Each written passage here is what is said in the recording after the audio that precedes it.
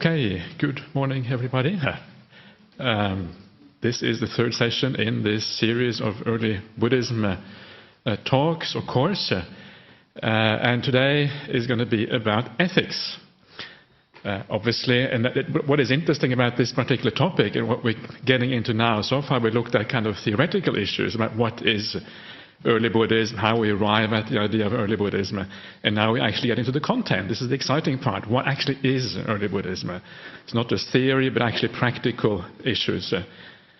So before I start talking about ethics as such, I thought it might be nice just to recap very briefly on what we have done so far and how what we have done so far actually relates to the various topics of the content of the Buddha's teachings. What is it? How does all this history stuff actually relate to how we decide what the teachings of the Buddha are and what ethics is, what samadhi is, what wisdom is, etc. So this is the first thing I want to have a look at. Okay, I'll just maybe bring up the first slide. Okay, so what we have done so far in this course is basically to decide what is early Buddhism. So we started off by looking a little bit at the history of Buddhism, and when you look at the history of Buddhism, you see how it sort of starts off in a particular area, then how it expands out, how it goes into different schools, how it spreads out geographically. But also, a part of this whole thing is also not just how it spreads out and how things change over time, but also how the doctrine actually evolves over time, how the initial teachings of Buddhism slightly get transformed in each particular area where it goes to, how new ideas in Buddhism arise, how commentaries arise, and how all these various things tend to change over time. So then we looked at that history, and then we said, well, there are a number of criteria we can use in how to decide what is the earliest form of these various forms of Buddhism. So, and the kind of criteria you can use here are, you can use historical criteria, geographical criteria, archaeological criteria, but also from a Buddhist point of view, often you use like doctrinal evolution criteria. How has the doctrine evolved? And when doctrine evolves, then the later doctrine, the new evolution, always looks back to the early ones as the inspiration, right? An evolved doctrine always quotes the early doctrines and is an evolution from that. Whereas the early doctrine doesn't really quote anything at all, certainly not in Buddhism, perhaps outside of Buddhism, but not within Buddhism itself. And then we looked at linguistic evolution, because not only does the doctrine evolve, but the actual language in which that doctrine is couched also evolves. And then we looked at comparative studies. We looked at how once you have this evolution, it spreads to different areas, different countries, different languages. Then once they have spread apart, you bring them back together again, and you compare them, and you can actually find the common source through that comparison. And what is so exciting when you look at all these different criteria, all these different ways of understanding evolution in a Buddhist sense, they all point back to the same thing. And they all point back to the same source and core teachings. And what those core teachings are that it points back to is basically this list that you have here. This is essentially then the core teachings of Buddhism. And, sometimes people argue that it is difficult to know exactly what the early Buddhist teachings are. We cannot say anything too certain about that. But to me, I find that argument very unconvincing, because the evidence, as far as I can see, is very, very powerful, that this actually is where everything started from. This is the source. Everything else builds on this. This is like the foundation stone. Everything else comes from that. This is not a kind of absolute truth. It's not as if this is everything there is and there is nothing beyond that. There is a little bit in addition to this, but if you use this as your general idea of what early Buddhism is, then you're very, very close to the truth. You can add a few things. You can add a few things from the Vinaya, from the monastic discipline, for example, like the Patimokkha and the rules of the monastics. You can add that in there. You can perhaps add a few things from the Khuddaka Nikaya, the short Nikaya, which is the fifth group of discourses in Buddhism. There's a few things there which are early. And also you could say that there are a few things in this group here. You have the long discourses, the middle-length discourses, the connected discourses, and then the numerical discourses at the bottom. And you can say that there are some things in there which perhaps were added later on. And usually it is very obvious and very clear what actually was added. But if you have this as your basis, then really you know what early Buddhism is all about. So when we talk about ethics today, and when we talk about maybe meditation and also wisdom in the coming months, this is what we're going to be referring to. This is what we're going to go back to. And this is where we're going to get our information from. You may have noticed we talked a little bit earlier on about different languages, about Chinese and Tibetan and Sanskrit and all these other languages. So when I use here the Pali words, it doesn't mean just the Pali suttas. It means these are like the example of the suttas. Whichever language they exist in doesn't matter so much. These are just, an easy access point to access the suttas because they have been translated into English, etc. Okay, so the second thing then is, why does it matter? What is the point of actually trying to find the earliest form of Buddhism? Does it really matter whether we have, these suttas that were spoken by the Buddha, because the earliest Buddhism will then be the word of the Buddha? Does it really matter? Some people argue that, we can use later Buddhism, forms, that have evolved over time. How important is it to actually go back to the earliest form? And in my opinion, it is extremely important, and it is actually precisely because this is the foundation of all other Buddhism. This is like the source, the platting, the foundation on which everything else stands. If you take away the foundation from a building, the building collapses, right? It can't stand without a foundation. And in Buddhism, it's the same thing. The reason why the rest of Buddhism, I think one scholar once said, all the rest of Buddhism that came after the Nikayas is basically just trying to work out the implications of the word of the Buddha. So if the rest of Buddhism is trying to work out the implications of the word of the Buddha, then obviously the word of the Buddha must have a special place, right?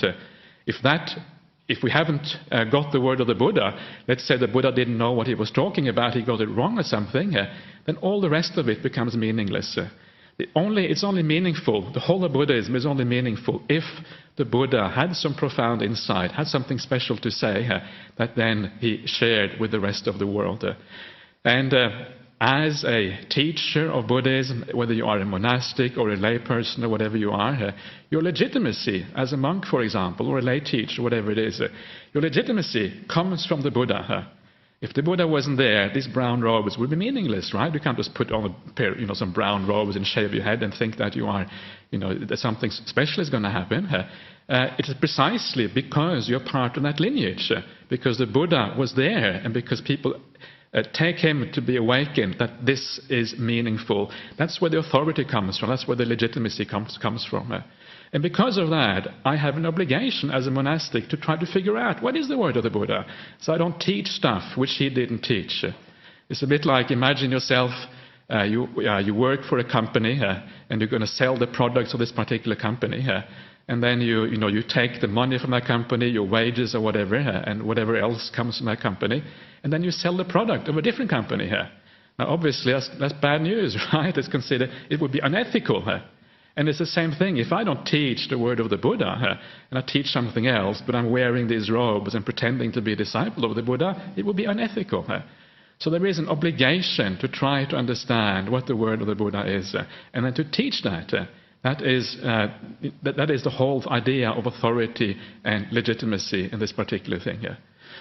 So for this reason, to get back to the source, to get back to the foundation, because we have to assume as a Buddhist that the Buddha was awakened. If the Buddha wasn't awakened, the whole thing collapses. So that is a basic assumption. If that isn't true, there is nothing here. Whereas any later Buddhism, there is always scope for doubt. Was this person awakened, whether not? How much wisdom did they have?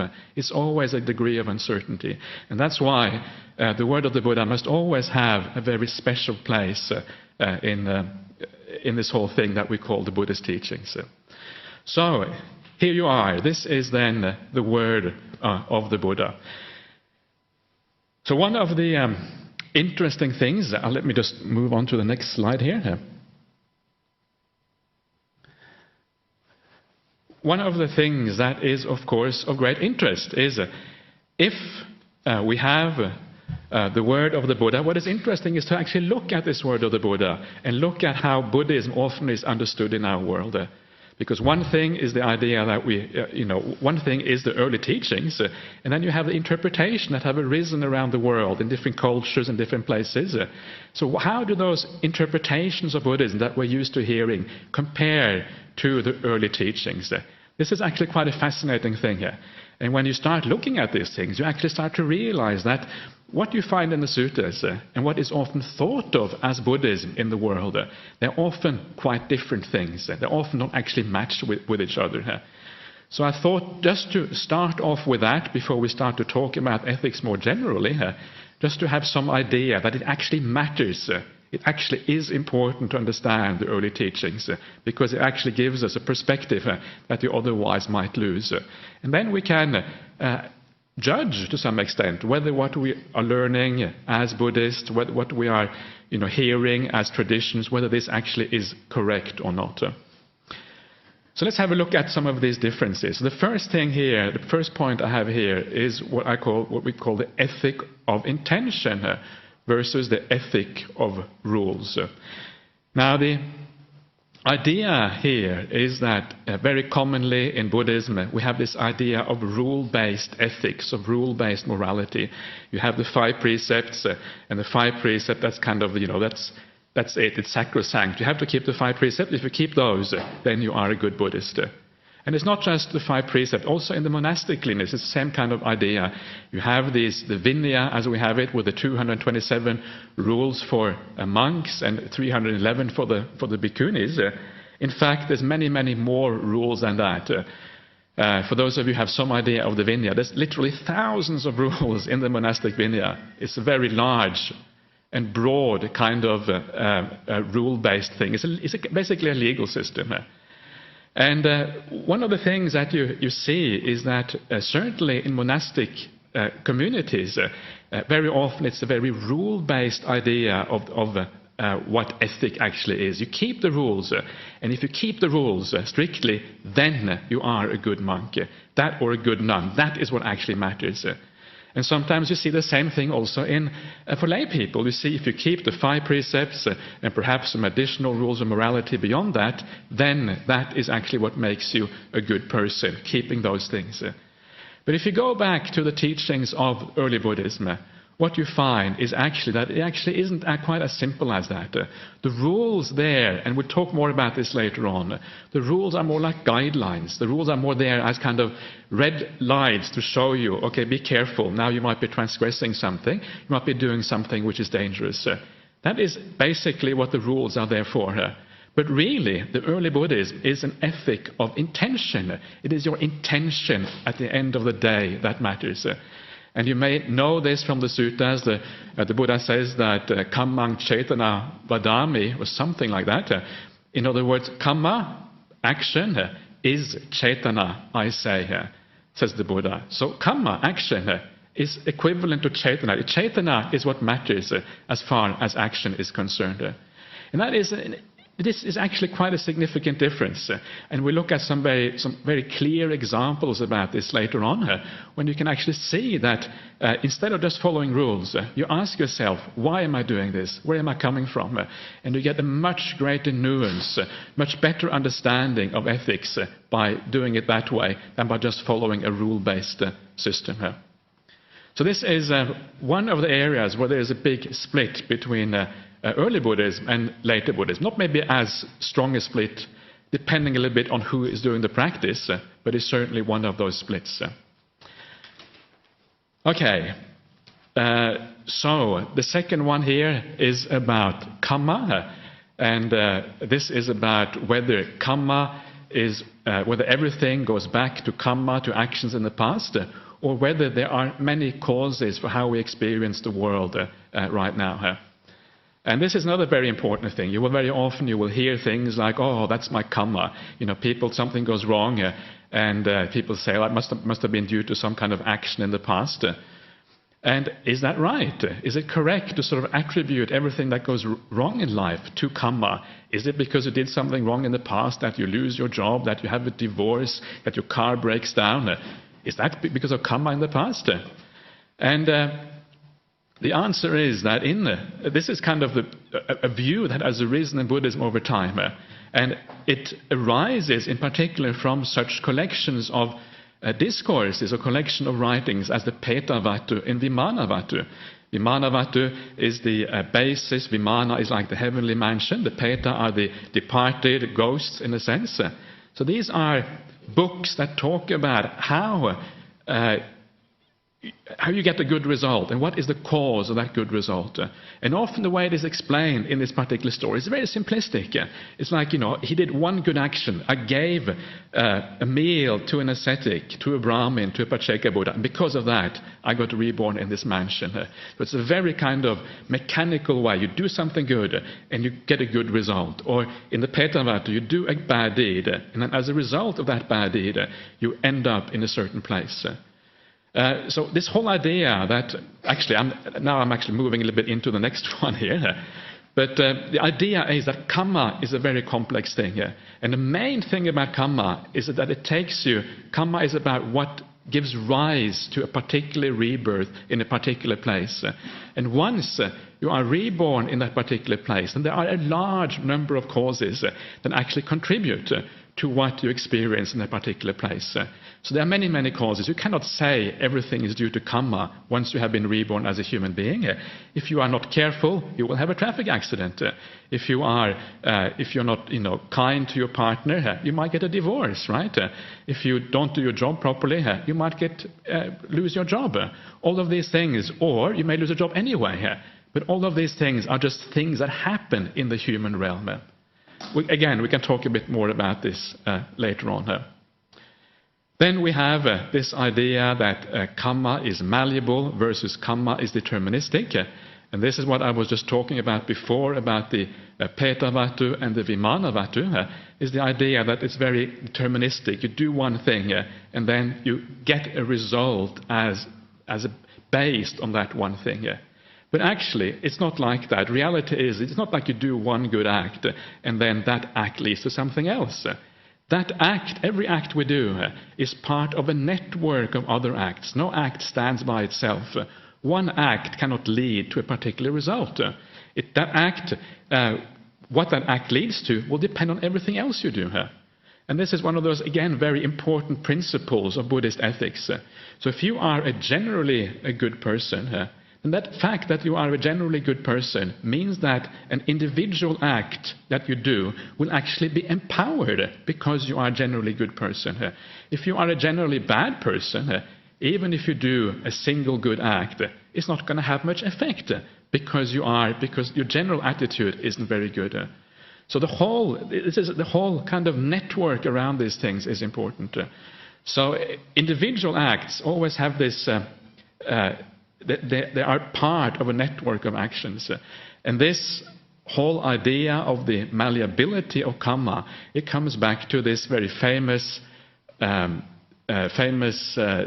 that you find in the suttas, the simile of the grain of salt that we often talk about in Buddhism. And that is the simile that when you have a grain of salt, the grain of salt here, the salt stands for the bad actions that you do. And you put that grain of salt in a glass of water. This is a very basic Buddhist simile. Then that water becomes undrinkable because the amount of salt is large compared to the amount of water. The amount of bad karma is large compared to the amount of good karma. Take the same grain of salt and you put it in a large body of water like a pond or a lake or whatever, then of course the amount of good karma is large compared to the amount of bad karma, and it hardly tastes anything at all. So the same action, the same amount of salt, has enormously different effect depending on the rest of your conduct. These are not separate issues. So karma is malleable, it's not deterministic. It is part of this big network of things, and it's something extremely complex and difficult.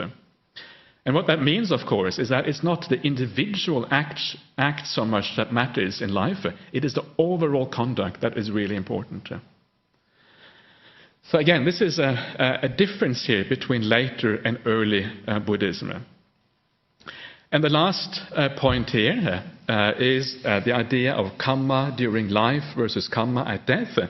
And this is, what I have in mind here, is a thing that we often hear about as Buddhists. We're often told that the moment of death is very important. The moment you die, you have to make sure that you are peaceful, that you are at ease, that you have a sense of metta in your heart, that you remember all the good things in your life, and that will ensure a good rebirth in the future. And that is something which is not really found very much in the early Buddhism. This is largely a later accumulation. There are some slight hints in the suttas that what you are like, what happens at death is important. But generally speaking, the suttas are always about your general conduct during life, your habits, your way of living. And that is the most important aspect of how then you get reborn in the future. This is more like a commentarial idea that karma at death is important. The commentaries talk about 4 types of karma when you die. It is one of them is the death karma. One of them is what they call strong karma, if you've done a particular act which is very bad. And of course, that is there's some truth that if you do something really, really bad, it's likely to come to mind in a difficult crisis situation like death. Or it is a habitual karma is the third one. And there is also a 4th one, which is what is the 4th one? There is a 4th one as well. Anyway, right, there is some slightly obscure 4th one. But the point here is that that's how the commentary classify this. But from the sutta point of view, it is the habitual karma, what you do during life, in the ordinary life, that is what really matters as far as rebirth is concerned. So there you are. These are just to give you some ideas that early Buddhism actually matters. Because when you compare the early Buddhist teachings with what we normally get to hear, you actually see that there are important differences. And this is what I'm trying to say here. So let's stop there for a little bit of meditation, and we'll get back again in about 10 minutes' time.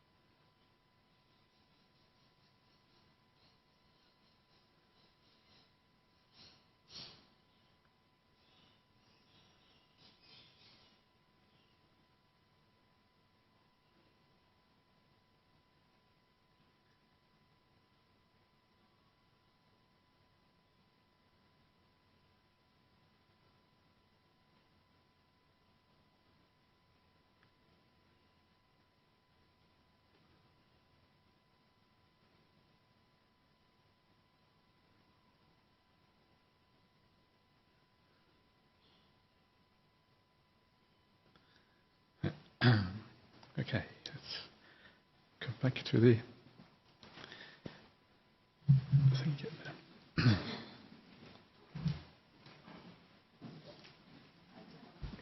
Yes, please.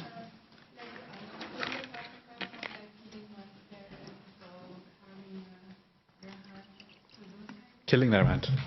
Yeah.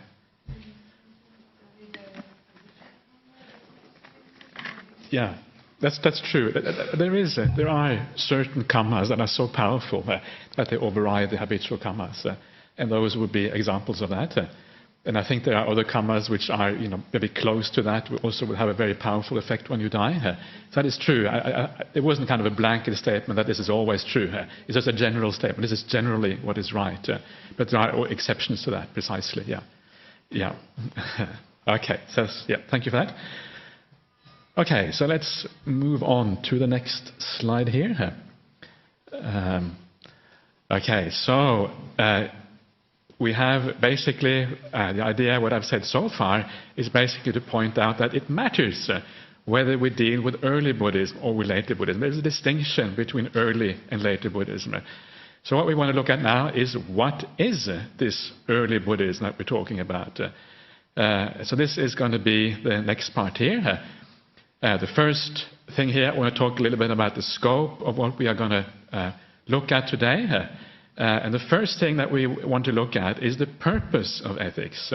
What is the point? Why even deal with ethics at all? And of course, as part of the Buddhist teachings, ethics does have a very powerful purpose. And this is one of the things we want to point out. And the more clear that is to you that these things do have a powerful purpose, the more powerful becomes your practice of ethics as well. Sometimes people say, why do you even have to talk about the purpose of ethics? It's obvious. I can feel that ethics is right. And that is a lot of truth to that. You can feel intuitively that these things are correct. I don't really need to know the purpose of these things. But the point is that if it's just an intuition, it can sometimes get lost, right? You get confused, you don't know what's going on, and then when you lose it, you have nothing to fall back upon. Sometimes it's good to make conscious our intuitions, conscious our basic understandings, and when you make them conscious, they become more powerful, and it also strengthens the actual intuition when you make things conscious. So I think it's very useful to actually reflect on these things, both use our intuition and also use our reason, and then they come together and both become more powerful in that way. And I will look a bit more about this in detail afterwards.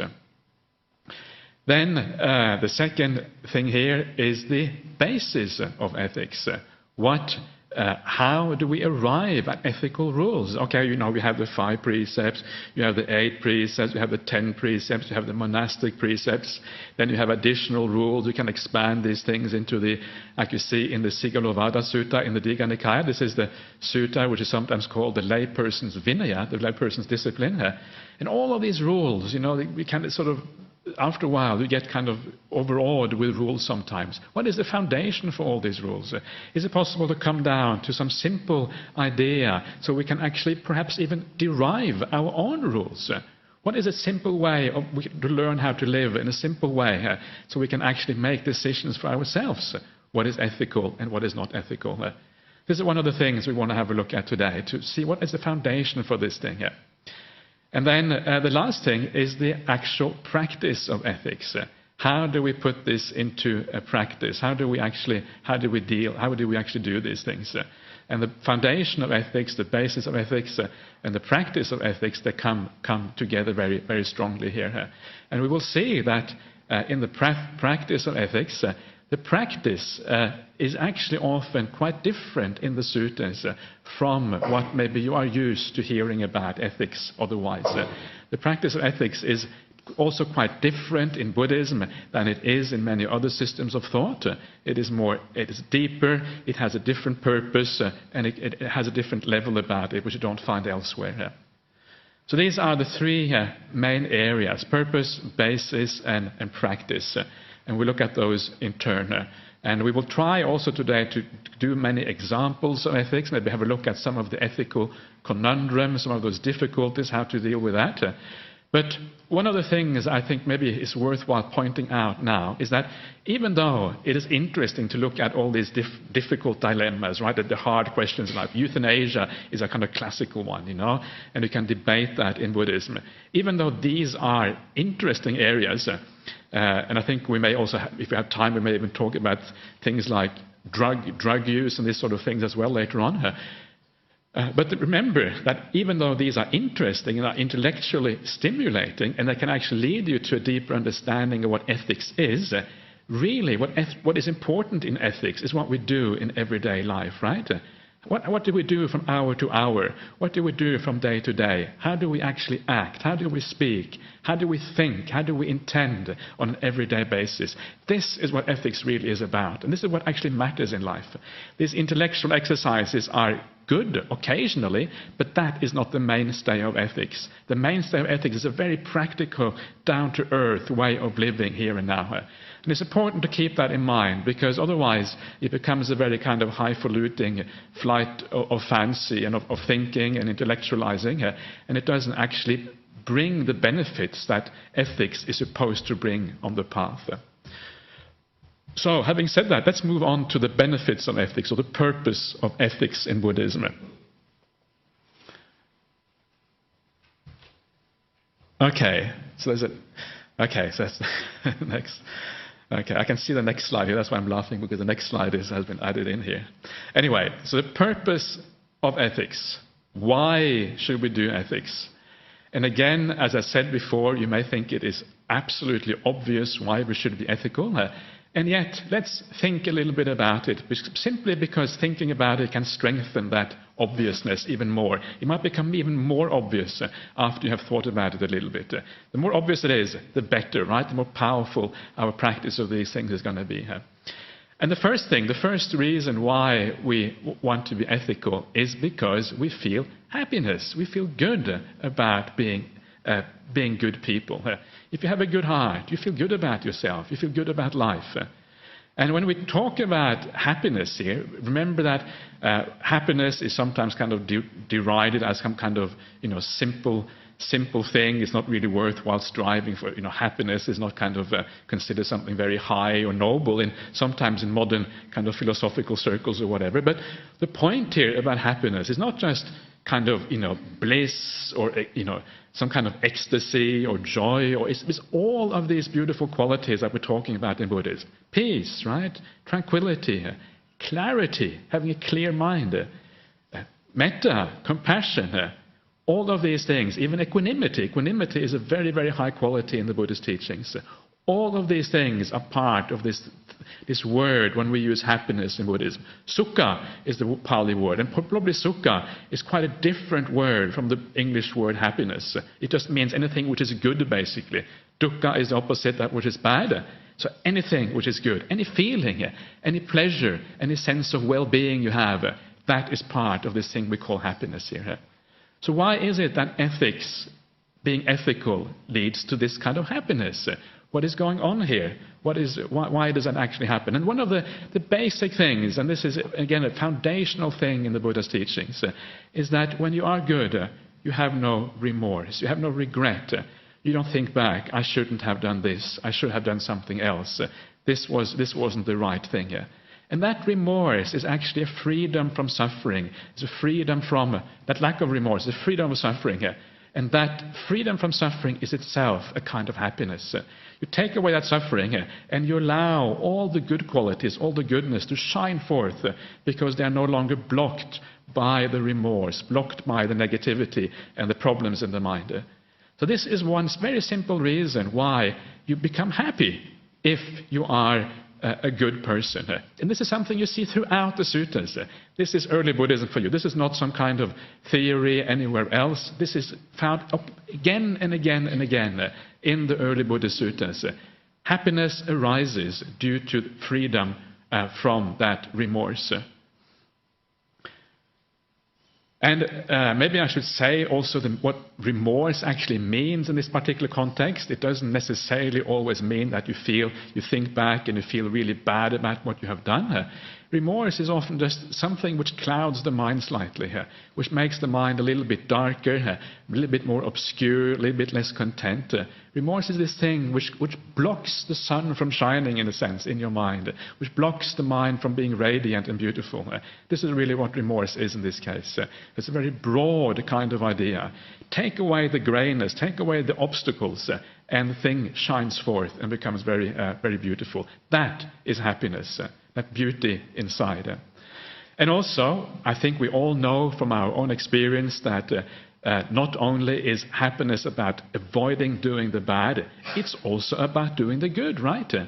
If you do something good in life, and you do something, something nice towards somebody, how do you feel afterwards? If it is a spontaneous act of goodness, you really feel like you want to do something nice, how do you feel? You feel happy afterwards, right? You feel a sense of joy. I did something good. You know in your heart that you've done a good act, and you feel happy about that. And this is something we all know directly from personal experience. And so again, we can see the direct link there between happiness and conduct which is kind, which is good, which is generous, compassionate, filled with metta, filled with understanding. Happiness derives from that. And this is maybe one of the most powerful ways of actually understanding happiness. See it for yourself. Try these things out. Come to understand the causality which is operating there. The more you see that causality yourself, the more powerful it becomes. And then it operates, and it starts to move, it starts to shift, and your mind starts to shift as you move across like that. Now, one of the points here about happiness is not a static phenomena. It's not something you do something nice and then you feel good for a while and it comes back down again. Happiness or goodness is something that builds happiness over time. So you feel a little bit more happy from one good act, but then next time you build on that, so you go even higher. So it's actually a dynamic thing which is always moving forward. If you keep on being more happy, being more virtuous, being more good, and you are able to reduce any bad habits you have, any bad things, you are gradually moving upwards, right? And this is what is happening. This is the purpose here. You're actually becoming more and more happy, more and more peaceful, more and more compassionate, more and more kind, gradually moving up. And sometimes people find this very hard to understand. It's very difficult.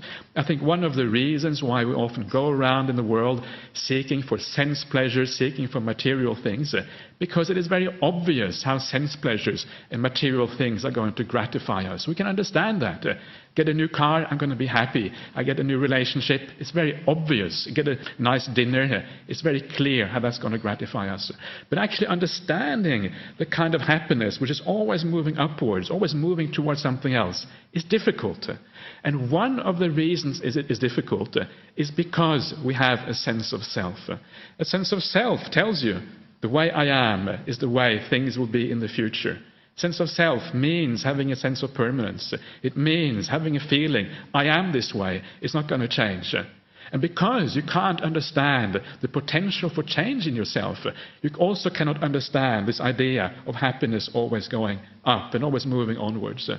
So the sense of self is often something that gets in the way from understanding even the basic concepts, such as happiness, and how happiness actually is developable, it's movable, it is something which can go forward. You are changing yourself, you're changing your psychology, you're changing your inner life.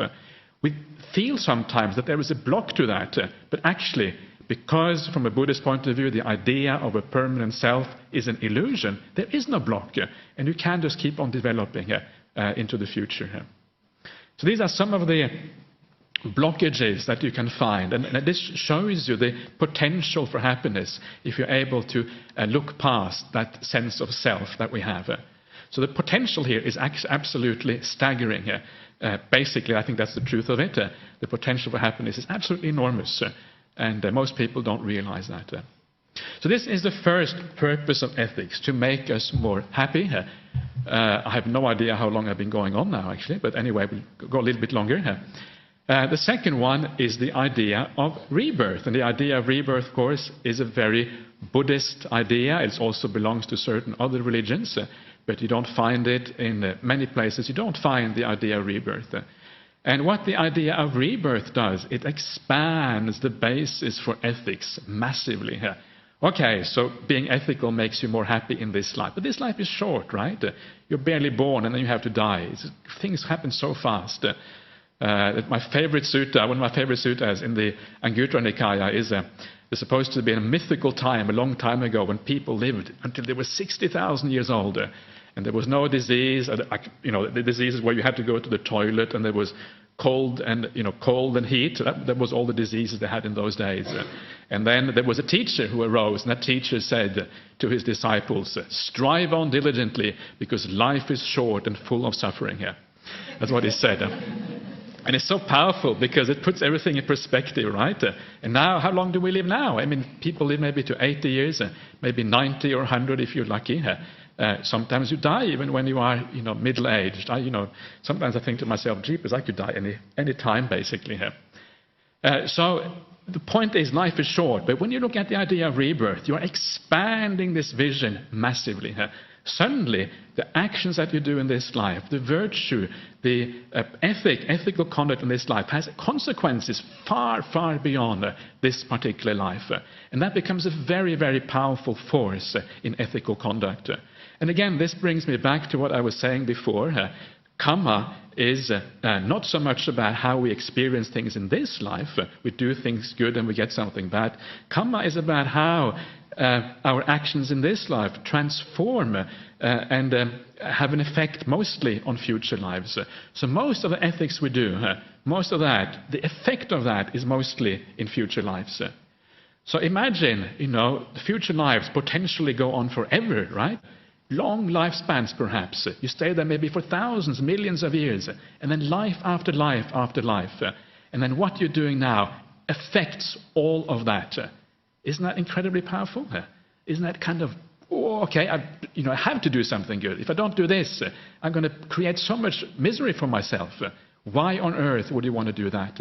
So if you have some idea of rebirth, if you remind yourself of that, if that's something you can relate to, then use that as another force in ethics, to expand, broaden out your picture and your understanding of these things.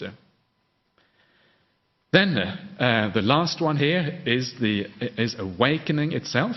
And this, of course, is a very Buddhist thing. Now we are moving into the Buddhism in an even deeper sense. And here, the purpose of ethics is that it is the foundation stone for awakening. And awakening really is nothing but seeing things as they actually are, seeing things clearly. And ethics is needed for awakening. Why is it? Why is ethics required for awakening? And the answer to that is very simple. You just have to understand the path that leads to awakening. So awakening is seeing things as they actually are. Now, to be able to see things as they actually are, the mind has to be crystal clear. There cannot be anything in the mind which distorts your outlook. Now, the things that distort your outlook are the defilements. So you need to purify yourself. And the only way you're going to reach awakening is through having absolute purity inside. Ethics is the beginning, not only the beginning, it's the beginning and the middle and a long way into that purification process is ethics. You practice kindness and goodness because you want to reduce the defilements and the distortions of the mind. By practicing kindness, you are reducing the negative qualities, building up the good ones. You're actually purifying yourself. And one of the aspects of Buddhism that makes Buddhism here quite unique in the ethical sense is that purification here is not just the purification of speech and the purification of action by body, but also the purification of mind. So this is why the purification process is a very deep one, and it goes to a very deep level. And that is why ethics is very broad, and it takes you, most of the path actually is precisely just this. Getting to be as ethical, getting your conduct to be as ethical as possible, including the mental conduct. And then, when you have succeeded in that, that includes our actions, it includes how we work with our mind, how we learn to think, it includes meditation practice, which also really is just a purification practice, that's what meditation is all about. And then, when the purity is deep enough, then you can see things as they actually are. Then the awakening becomes possible. So it's absolutely foundational for awakening. There is no awakening without ethics. Let's be clear about that. The suttas are very, very powerful about that. Ethics leads to power in meditation. Power in meditation leads to awakening. It's one and the same thing moving along. Okay, let's do a little bit more meditation again here.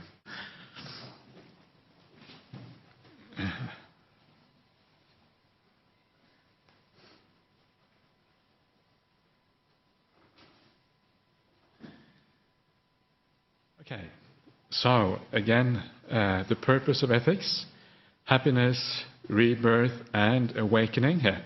And when you look at that list of 3 things there, it's pretty powerful, isn't it? It's pretty sort of awe-inspiring. It's all really about happiness one way or another, whether it's happiness in this life or happiness in future lives, or of course awakening, which is the highest possible happiness. When you look at that list, it's really kind of, what else do you want to do? Of course you want to be ethical. Everything in life is about ethics. Anything good you can possibly achieve in life comes down to ethics. Ethics is the foundation of all this. Just even considering that, you get sort of inspired to do the right thing and to avoid doing the bad things. Anyway, let's move on. Let's move past the scapegoat and on to the next one here, ethical theory. So, why do we need to talk about ethics? Why does the Buddha talk about ethics? This is what you certainly see in the suttas. There's a lot of suttas about ethics. Is it necessary? Can't you just say, be kind, and that be the end of the story? Why do we need a theory of these things? And one of the main reasons, as I was kind of getting at a little bit before, is this tension, if you like, or this 2 aspects of why we're ethical. Intuition on the one hand and reason on the other. And they work together. And a lot of the time, intuition is clear enough. You know what is right. You know what is wrong. You don't have any doubts about it. And you can act based on your inner feelings. And you know it's going in the right direction. So intuition is certainly a very important part of ethics. But there are certain people who don't have a very strong sense of intuition. They don't understand. And for them, certainly for that kind of people, it is important to actually have a different foundation for ethics. And that will then be the foundation of reason. It makes you happy. Okay, I can understand that. I may not be able to feel it maybe, but I understand it, so I will be ethical. And there are a number of cases where intuition breaks down. Apart from those people who don't have a natural intuition, there are also a number of cases where it actually breaks down. I feel I'm really in the hot seat right now with the sun coming in. And the areas where intuition fails, there's particularly 2 areas that I want to talk about. And one of that areas where intuition fails is in all these ethical dilemmas that we have in life. Dilemmas where it's not clear, where we cannot actually feel necessarily the result of what is right and what is wrong. And we actually need to think it through to understand. And again, it comes to things like I was mentioning before, euthanasia, or perhaps abortion, or stem cell research, or and there are many other things like that as well. Maybe I'll mention some of those things later on. So these are areas where it's good to have some kind of foundation, ethical foundation, to make a clear decision. And then there's the other area, and this is the lack of clarity in the mind. And sometimes, and this is I think, an important problem for almost all of us, sometimes your mind is obsessed with defilements, right? With strong desires, with anger, with confusion, with pride perhaps, with arrogance, with envy, all these things that we call defilements. And when the mind is obsessed by a defilement, things tend to get turned upside down. What normally you know is wrong becomes right because of that lack of clarity. And in that sort of circumstance, it's very nice to have a rule, to have some kind of guideline which helps you to steer away from making mistakes in those particular situations. So for here again, it's very important, it's very useful to have some reasons rather than just following your intuition, because it becomes impossible to follow your intuition in those particular cases. So let us have a look, maybe have a brief look at some of these. Actually, probably get back to having a look at the actual things later on. But let's think a little bit more about this idea of lack of clarity, of being enthralled to the defilement, so to speak.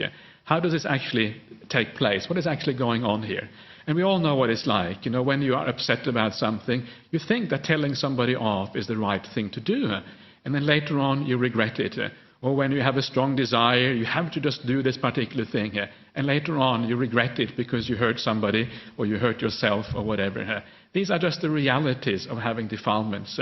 That you do things which goes against your ordinary intuition and often against your better judgment otherwise. So this is part of that. We want to get away from those difficult times.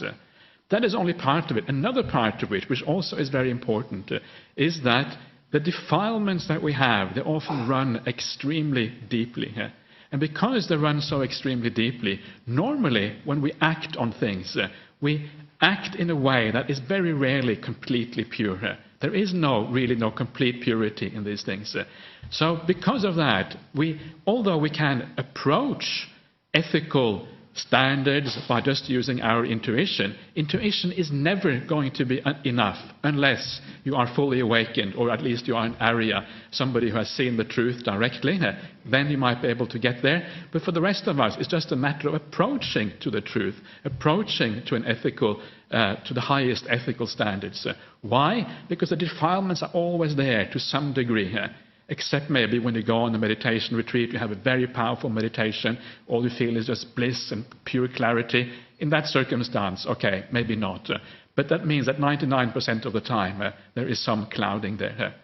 So what we do then in that case is that we remind ourselves that there is always a problem there. And part of the path of Buddhism is to start to uncover those defilements, to understand ourselves. As we progress on the path, things that we didn't see before, defilements we didn't see before, they become clear to us. And when they become clear to us, then we can do something about them. Then, when we do something about them, ethics, our conduct, becomes even more clear to us, what is right and what is wrong. Our intuition becomes more powerful. And intuition is really only 100% trustworthy once the defilements are gone completely. Then our intuition is pure, our intuition is clear. So through all of this, it's then very useful to have these guidelines, because they guide us despite our own confusion, despite our own cloudedness of mind. So here again, intuition and reason going together here.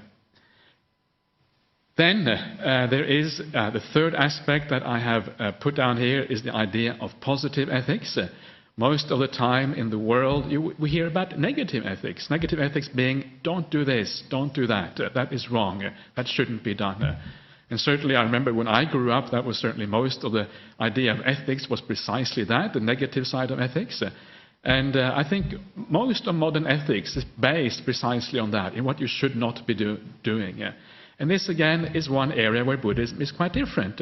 It doesn't just talk about the negative aspect of ethics. It talks about the positive aspect of ethics, what we should be doing. So in other words, it's not just about don't do that, do this.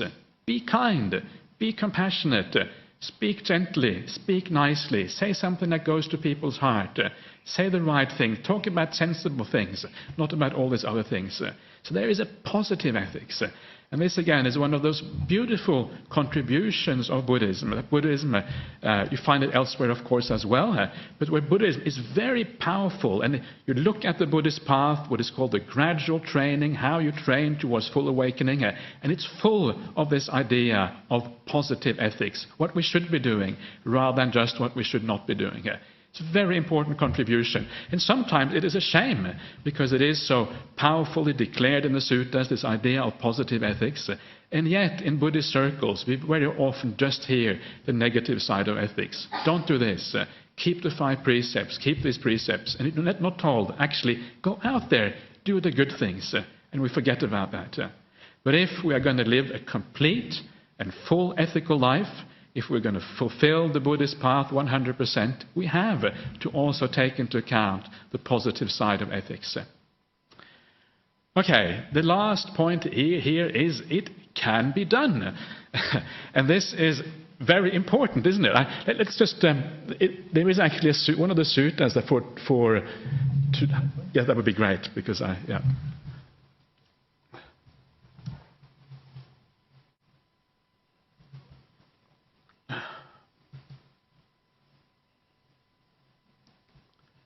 Yeah, that's the one. Yeah, great. Okay, so this is one of the. You can see it. Okay, it's bad.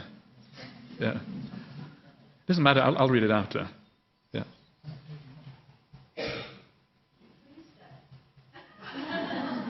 That is Adamsulato's thingy. Yeah. It's the sun, apparently. Yeah. No, don't worry about it. That's okay. Okay, so this is one of the suttas that was down on the reading list for this time.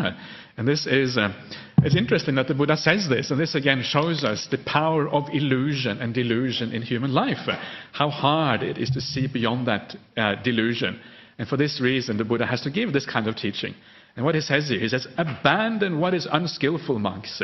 It is possible to abandon what is unskillful, or unwholesome, if you like, or bad, if you like, the akusala. If it were not possible to abandon what is unskillful, I would not say to you, abandon what is unwholesome. But because it is possible to abandon what is bad, I say to you, abandon what is unwholesome. If this abandoning of what is unskillful or bad were conducing to harm and pain, I would not say to you, abandon what is bad. But because this abandoning of what is bad is conducive to benefit and happiness, I say to you, abandon what is bad. And then the reverse, develop, and this is the whole important point here, develop what is good, monks. It is possible, and lay people, and nuns, and everyone, develop what is good. It is possible to develop what is good. If it were not possible to develop what is good, I would not say to you, develop what is good. But because it is possible to develop what is good, I say to you, develop what is good. If this development of what is good were conducive to harm and pain, I would not say to you, develop the good. But because it is conducive to benefit and happiness, I say to you, develop what is good. So, it can be done, right? This is an important principle. It's not something that is impossible to do. We can change our ways. We can change our habits. We can actually become different human beings from what we are.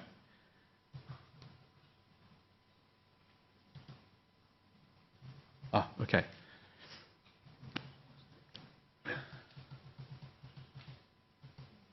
Yeah, so it can be done. So again, it's important to keep this in mind, because it can sometimes seem very hard, and it is hard. And the reason it is hard is not because it is difficult as such, but it's hard because our habits and our ways of doing things are so ingrained, right?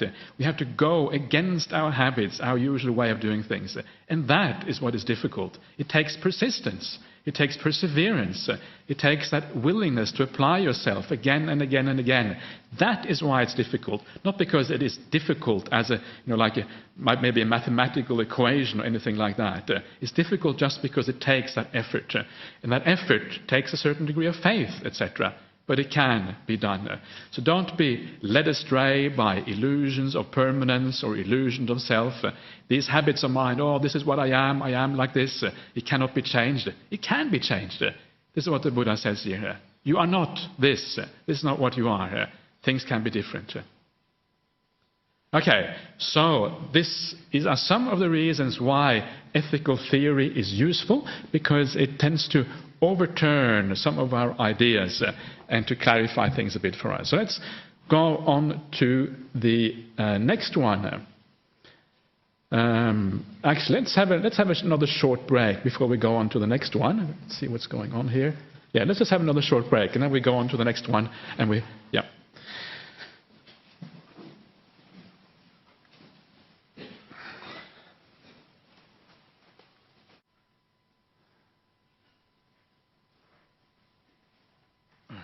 Okay, so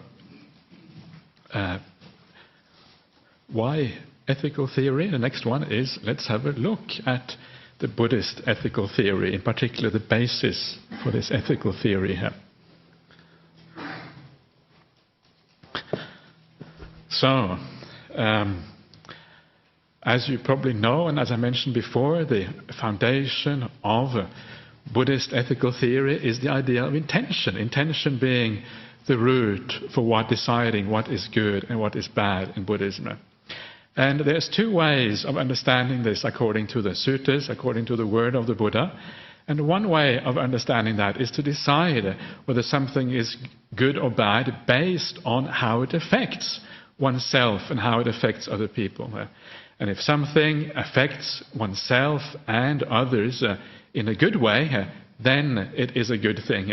If it affects oneself and others in a bad way, then it is a bad thing. This is one of the criteria for deciding. And you see this actually in quite a number of places in the suttas. And the importance here is the idea of and, right? Ourselves and others.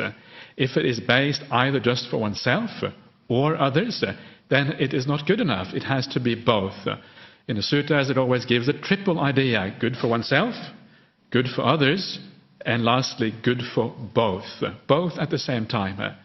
And to me, that is one of the wonderful ways of almost like describing a spiritual action, an act which is good, which is moral, which has kind of a spiritual content, is anything you do which is good both for yourself and others. So if you are generous, for example, if you give something to somebody else, well, obviously it is good for the other person, right? They are the beneficiary of your generosity, so it must be good for them. But it's also good for you, because you feel good about being generous. If you're kind to somebody else, if you say something nice to somebody, they are obviously the beneficiary of those kind words. But so are you, because it makes you feel good to say something kind. And you can go on like that. Whenever you look at the world in that way, it's always good for both sides. Then you know that basically it is a good act. And this is usually when we look at good for oneself and good for others in this way, it refers to like the immediate daily things, right? How we deal with people in daily life. It's them and us in those particular situations. It can also refer to us and them in a kind of broader context, whereby the broader context perhaps is society at large. How do we, for example, implement laws, etc.? It can also refer to that, but that becomes a little bit more, it's a slightly different ethical framework for that, but usually it just relates to our immediate interaction with other people. So this is one way of deciding the ethics of a situation. Sometimes that may not be good enough. Sometimes it may not be clear what is the good either for oneself or others. So sometimes you just don't know. Okay, I think you probably know what I'm talking about. So it's good to have also other guidelines on top of just the idea of what causes happiness for oneself and others. And that other main guideline that you find in the suttas is the idea of motivation. What is the driving force behind your actions? Why do you say something? Why do you do an act? This has to do with intention. Intention is what you're trying to do, right? You're trying to do something nice, or you're trying to do something, to say something, or whatever. Motivation is what drives that intention. What is it that causes you to do something specific? That is motivation. Motivation and intention are slightly different. Motivation is the driving force within intention. And to be able to this is what the other way to understand whether an action is ethical or not. Is that driving force inside of you, the motivation, is it a good motivation or is it a bad motivation? And good motivation in Buddhism is traditionally down to three things. There's a motivation of non-greed, in other words, basically generosity, of non-anger or hatred, which basically is kindness towards others, and lastly, non-delusion, which essentially means wisdom. And then you have the opposites. If you have a bad motivation, it is coming from greed, coming from anger, or coming from delusion. Right? These are the three things. And the great thing about this motivation thing is usually we can look inside ourselves and we can know whether we are angry, whether we are coming from desire, whether we are coming from some sort of delusion or not. Let's talk a little bit about delusion as a motivating factor, because delusion is probably the one that is most difficult to actually understand. What do we mean by delusion in this particular case? The Pali word is moha. And delusion here is very broad, and at the basic level it just means anything whereby the mind is not clear. It is colored by defilements in one way or another. So because we have already talked about desire and anger, it means things like being confused, for example. If you're confused, you don't know what you're doing. Being restless, the mind having sloth and torpor perhaps, pride, arrogance, envy, all of these things which we know are not really wholesome things, that are listed again and again in the suttas as defilements. These are part of this thing we call moha or delusion. And a lot of the time we can actually see that in our minds. But delusion is also something very profound.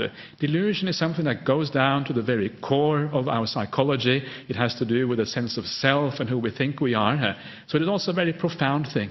And to completely get aside from delusion, that can only happen when you see the Dhamma for what it is, when you actually understand that there is no self inside. Only then can you act in a truly selfless manner. And that is why you will see in the suttas that the only person who is truly acting morally is actually the stream entry. It's only the stream entry, someone who is on the first stage of an awakening on the Buddhist path, someone who has seen the Dhamma, seen the idea of non-self, seen existence as it actually is. It's only they who can act fully morally, because only they have seen that delusion, the moha, completely and understand what it is. So in the suttas, that's why you see that the stream entry is perfect or fulfilled in virtue, according to the early suttas. Tanya?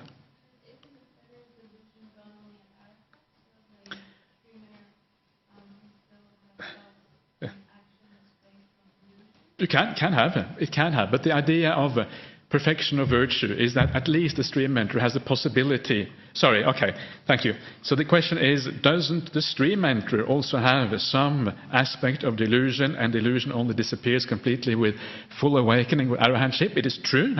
But the point is that a stream entry has the possibility to act from non-delusion, because once you have seen the truth, then it is possible to act from that. Of course, the stream entry will also make mistakes sometimes. Sometimes the stream entry will be caught up in defilements, and because they get caught up in defilements, they make mistakes. But they know that they have made a mistake, and because they know they have made a mistake, they will then ask for forgiveness or do whatever is required to deal with that problem that has arisen. So it is true, it's not perfect in that sense. It's perfect in the sense more that they know how to rectify something if they have gone wrong in this particular case. Okay, so these then are the two things we can use as a basis for deciding ethics in life. Motivation, you look inside of yourself, where am I coming from? It's not going to be perfect. You're never going to know your motivation 100% because it's so complicated, and there's always going to be some problems and some delusion there, but you have a good idea. You can steer yourself in the right direction. And the other one is what is good for yourself and good for others. Put those two together and you have a very good guideline for ethics in life. And based on that, you can basically make so many decisions for yourself on how to live in a right and good way. And I'll look a little bit more at that afterwards. And the next thing here I want to talk about is that these ethics, when we talk about ethics, it is not always black and white. And I think this is one of my opinion, one of the kind of also the misunderstanding of perhaps modern Buddhism is the idea that an act is either good or bad. There's this black and white idea, either you do something bad or what you do is good. But the reality is, as far as I understand the suttas, this is a little bit more controversial perhaps, but as I understand the suttas, acts are often somewhere in between. Neither are they completely pure, nor are they completely dark or completely bad. They're often somewhere in between. We have mixed motivations. What if you, for example, you give something, you do an act of generosity, but you do it because it's like the family tradition. We've always done this. What sort of act is that? Well, if you do it because it's a family tradition, Part of the reason why you do it is because you have some attachment to your family, right? There's some sense of desire there. I want to make my parents proud. I want to keep this thing going. So there's some degree of attachment. But the act itself, the generosity, is a good one. You can compare that to an act of generosity where you just feel, oh, what a wonderful thing it is to give. I just want to do something nice. It feels so great. Please take this from me here. Please. And then you feel so happy and so blissful because you've done an act of generosity. Now that is the pure generosity, right? When you just want to give because it's such a wonderful thing to do and you know that it is a pure and beautiful act. Most of generosity for most people rarely reaches that stage of absolute purity where you just feel utterly happy because of the act of generosity here. So most of our actions fall somewhere in between. They're not black, they're not white, they are in between there somewhere. And this, in my understanding, is again one of those areas where early Buddhism is different from later Buddhism. In later Buddhism, there's this idea that actions are always separated into either good or bad. In early Buddhism, the Buddha speaks specifically about actions that are both dark and bright, with both dark and bright results. And I understand that when he says both dark and bright, that they are a mixture. They are like grey, right? It's like a grey act with a grey result. That's how I understand that. And our purpose then is to reduce the greyness of our acts, right? To make the shades of grey lighter and lighter and lighter, moving towards brightness, moving towards the white kind of acts. This is really the purpose. So by changing your habits and changing the underlying defilements in the mind that you cannot see here, you're making the shades of grey lighter here and moving towards brightness. This is, again, part of this then transformation that happens through ethics. Okay, so this is just to kind of broaden the picture a little bit and to keep this thing in mind, because once you understand that, then you understand that there's always scope for improving yourself and purifying yourself.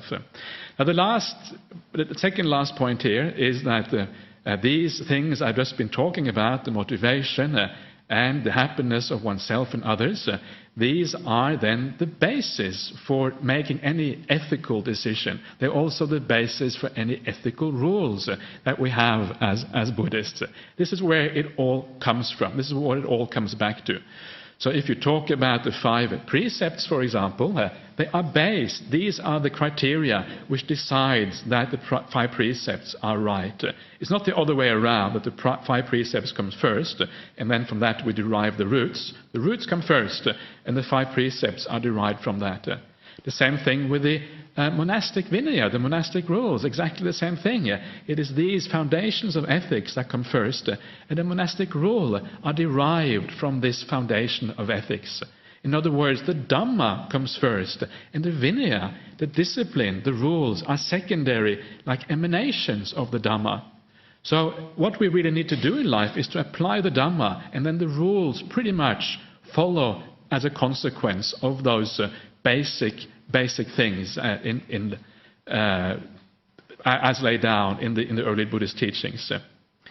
So what about, let's take some dilemmas in life, some of the difficult dilemmas. And of course, one of the classical dilemmas is such a thing as, I'm mentioned it before, euthanasia. Let's have a look at euthanasia and how can we understand euthanasia based on these things. So the purpose here, really, for me, is to kind of enable people to make judgments for yourself as what is actually good and what is bad.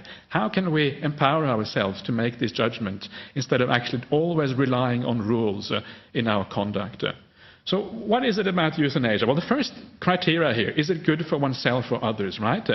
Now, if the other person wants to die, and we know that that is a fair wish, we know it's not just some kind of escapism, it's not just because they are depressed, it's not just because they are deluded, but it is a clear and conscious reality that the other person would like to die.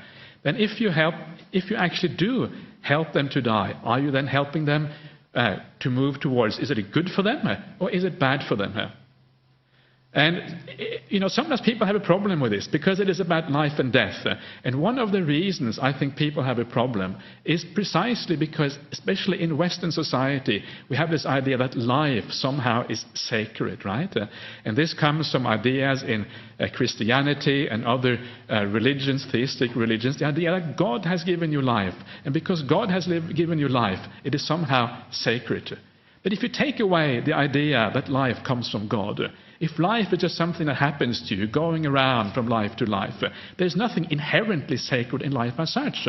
Life is only sacred if it's useful, if it's used to a good purpose, if it works, if it does something positive, then life is good. It's not inherently good in its own right. There's nothing in Buddhism to say that life has any inherent value to it as such. So, if that is the case, then what it means is that once life has kind of used up its purpose and you cannot use it in a good way anymore, and you feel that you have had enough, you want to make an end of all this, then there isn't really any good reason in Buddhism that ending life itself by its very nature is a wrong thing. And it's more like, if you have a terrible illness, you have a cancer illness, or you have something else that you can go to the hospital and you can have it cured, you can have it sorted out, then you go to hospital and you sort it out, right? This is one of the benefits of having been born in a society where these things are available. You sort things out. And in a sense, when the body falls apart at old age, it's like an illness. But at this point, the only kind of way of curing that illness is actually to end life altogether here. That is, it's almost like a sense, if you have hospital available to you, that's kind of a result of having been born into a society where that is the case. It's almost like good karma. In the same way, it could perhaps be argued that having things like euthanasia available in the right situation perhaps is good karma for a particular person. So it is perhaps good for the other person. What about yourself? Is it good for you? Well, if you are doing something good, something to help somebody else, and you know and you feel that you're helping somebody to do something good, then presumably it is also good for you because you're actually helping another person. What about the motivation? Where are you coming from in this particular case? Well, here you have to be very careful with these things, of course, because these are areas they are ethical dilemmas for a reason, precisely because it's easy to go wrong in these areas.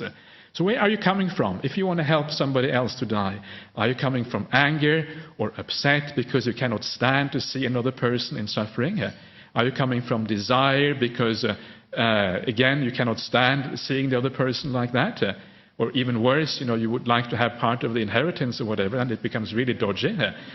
So that, of course, obviously is very bad. Or are you actually coming from compassion, thinking, okay, life has really become useless for this person. There is no reason for going on with this. So what is your mind like? And this mind state, this is then how you can decide whether in a particular instance it might be right or it is wrong to go ahead with a case of euthanasia. This is like obviously voluntary euthanasia, somebody actually wanting this. So there is no, in these ethical dilemmas, there often isn't any one answer that is right or wrong. It always depends on circumstances. And only the individual can know in that situation what is right and what is wrong. It is something that you have to be very careful about because it's easy to go wrong. But sometimes, sometimes it may. I'm just saying it may be. I'm not saying it actually ever is. It's hard to know. But it may be, in certain circumstances, acceptable and actually be an ethical, correct choice. So that is an example of difficult ethical decisions. I remember some years ago, this is a completely different one. Some years ago, I was saying to Ajahn Sujato before that maybe we should introduce this just to, if people feel a bit tired or whatever, because it kind of wakes people up. And I remember some years ago, there was Ajahn Brahm got a question from some disciple, and he asked Ajahn Brahm, what about sadomasochism? Is that acceptable from a Buddhist point of view? And the idea, of course, with sadomasochism is basically that some people like to be hurt and others like to hurt others, right? You get something out of the idea of hurting somebody else.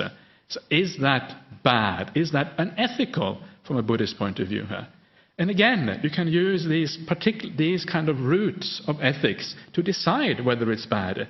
If somebody actually, if you have two consenting people agreeing something, and they both find this enjoyable, then the first factor here is satisfied, right? It's good for oneself, it's good for somebody else. Right?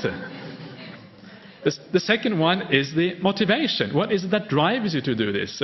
And again, if the motivation is one where you are not driven by anger in particular, or by some kind of misguided desire or misguided delusion, then of course, perhaps, again, it isn't such necessarily a bad thing. I think it's a difficult area, right? Because people might say that, well, if you are into these things, there's a distortion of perception there, you are looking at the things in the wrong way. But that distortion of perception is always with us to some degree here. That distortion of perception is always there with any kind of sensual enjoyment. And for that reason, these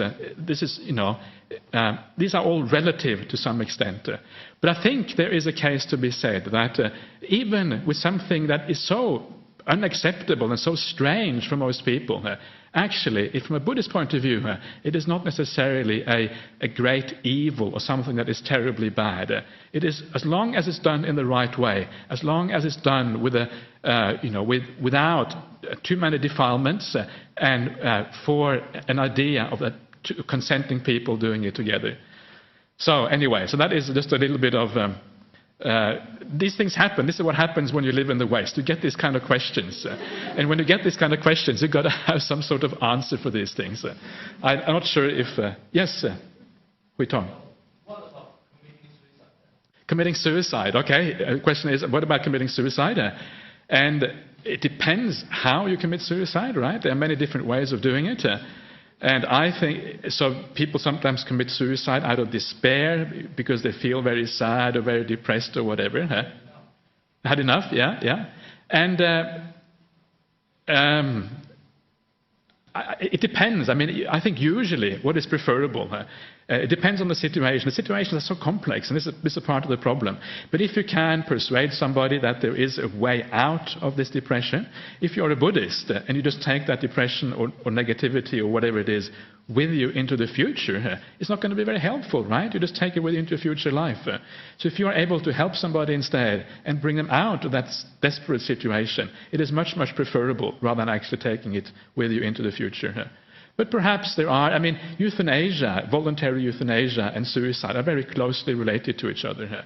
And I think maybe there are circumstances where you feel that life is no longer, cannot really provide anything for you anymore, is not really doing anything, you can't do anything useful, where perhaps, at least, whether you call it euthanasia or suicide, I don't know, maybe it might be acceptable. But again, we have to be careful. I'm not advocating suicide here at all. I'm just saying that there might be some extreme circumstances where it might be acceptable. That's all. Yeah. Is that breaking the first precept? Well, this is the next thing we come to. Let's come to this now, because this is about the role of precepts, right? Okay. 1 minute? Is it? Yeah. According to that one, is 1 minute. Yeah. Okay. So just very briefly, very quickly. So the idea of precepts, the precepts are derived from these rules, right? So because the precepts are derived from these rules are more foundational. So even if something goes against a precept, as long as it's in agreement with the more foundational things, which is the intention, the motivation, what is good for oneself and others, that is what is the most important thing here. That's what matters at the end of the day here. So the precepts are rough guidelines. These are like more absolute standards of ethics. Still haven't got to 10:30 here. Okay. Anyway, so let's call it a day, and let's meet again at 12:30 after the meal. Yeah.